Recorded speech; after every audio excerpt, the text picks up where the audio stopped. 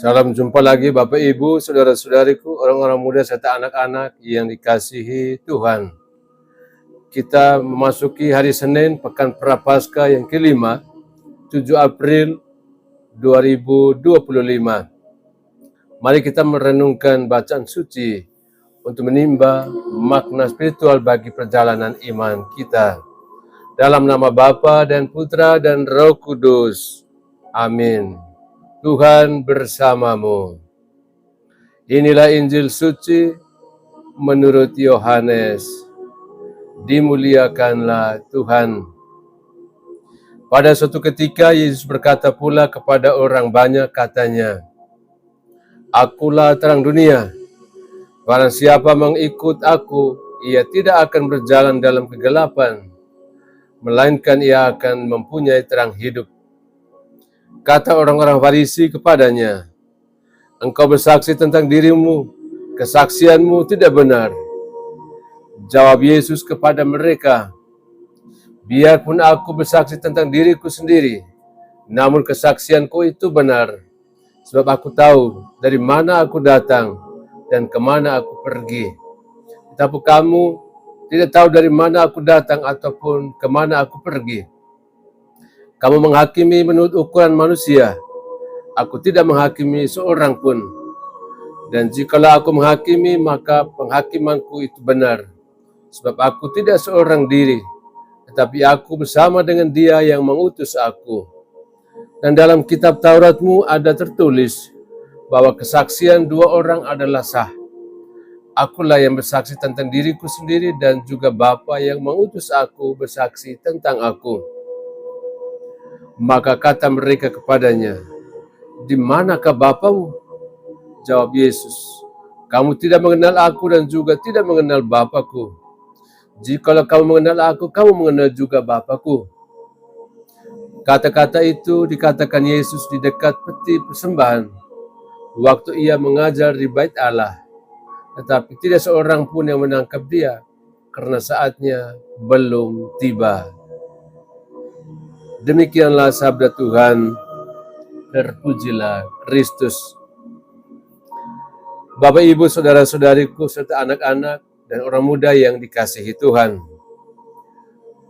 Di tengah masa tobat dan pertobatan ini, bacaan hari ini mengajak kita merenungkan dua wajah dari terang Allah.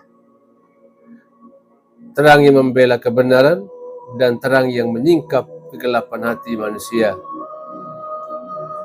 Dalam kisah Susana dari kitab Daniel, yang menjadi bacaan wajib juga untuk kita di hari ini, dalam bacaan yang pertama bila dalam Ekaristi, kita menyaksikan atau kita menemukan seorang perempuan yang hidupnya saleh, penuh kesetiaan kepada Allah, tapi justru dijebak dan difitnah oleh dua tua-tua yang tidak tahu malu. Mereka memakai kuasa dan posisi mereka untuk menciptakan kebohongan, mengancam integritas, bahkan nyawa seorang yang tidak bersalah. Namun Allah tidak tinggal diam.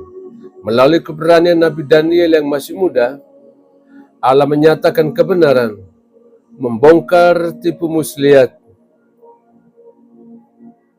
dan membela mereka yang tulus. Ini menjadi pesan kuat bagi kita. Ketika kita berjalan dalam kegelapan, meski dikepung oleh kebohongan, Allah sendiri akan menjadi pembela kita. Bukankah seringkali kita pun mengalami hal serupa? Kita memilih jujur, tulus, tapi justru dipandang aneh. Bahkan kita difitnah.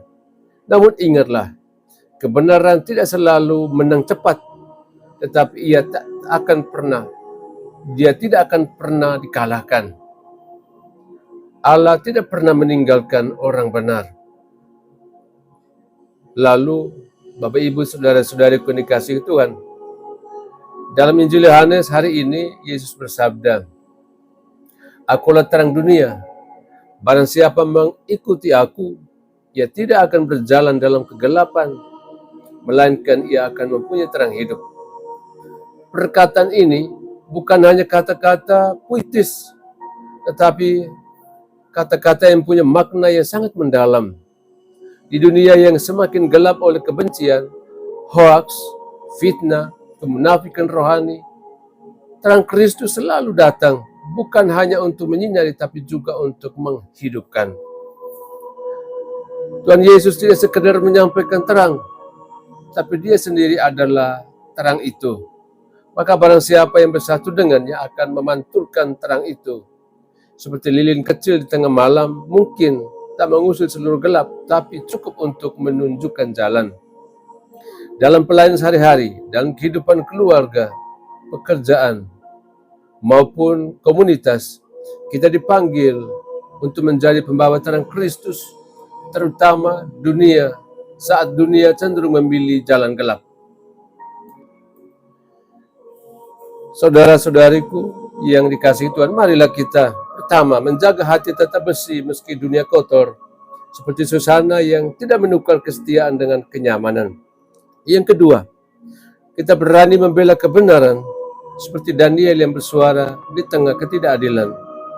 Yang ketiga, kita hidup dalam terang, bukan hanya dengan ritual, tapi dengan kasih, kejujuran, dan rendah hati.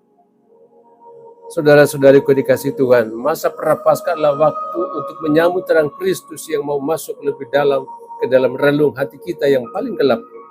Entah luka lama, kegagalan, kekecewaan, atau dosa yang terus kita ulang, semuanya bisa dibersihkan kalau saja kita membuka diri pada terang Kristus itu. Tuhan Yesus tidak pernah menolak siapapun yang datang dalam kerendahan hati.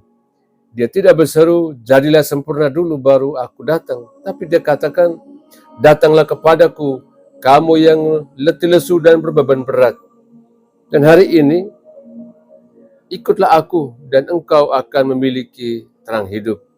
Saudara-saudariku yang dikasihi Tuhan, mari kita buka hati, mari kita bangkit dan berjalan dalam terang. Dan jangan lupa terang itu tidak pernah padam.